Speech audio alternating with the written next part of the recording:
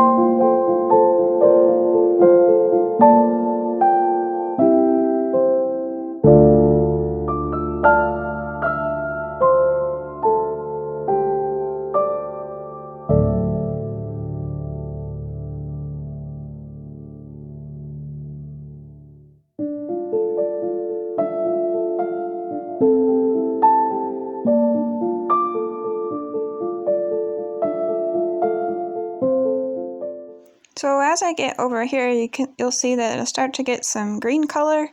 I don't know if it's the turquoise with the gold or if it was that Payne's gray with the little bit of gold that I had that turned out, but it's right here in the middle of the canvas. I was hoping it would get better, but that's going to be really difficult to get out of the way now, but we'll see if I can pull that off. I just wish I had layered that one a little bit different, or when next time I see the green come out, I should probably move it really fast and maybe salvage it. And I could have scraped off that section, but sometimes the paint sinks and it turns out different as you stretch it, but this time it did just stay that green color.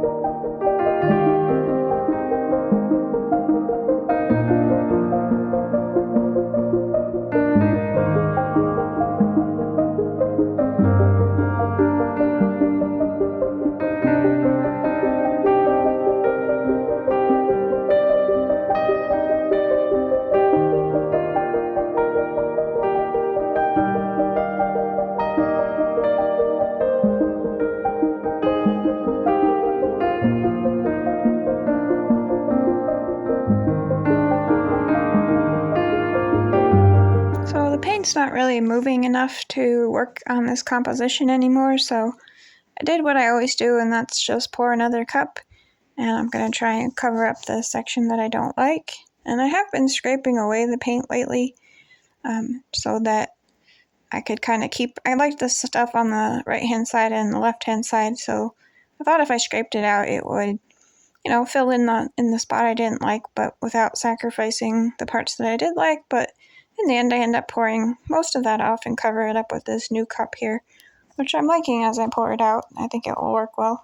When I added this extra cup, it really ends up changing the painting pretty dramatically.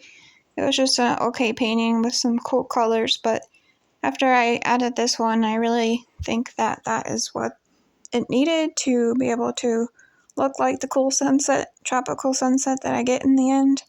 And so I'm kind of really glad that I added this one.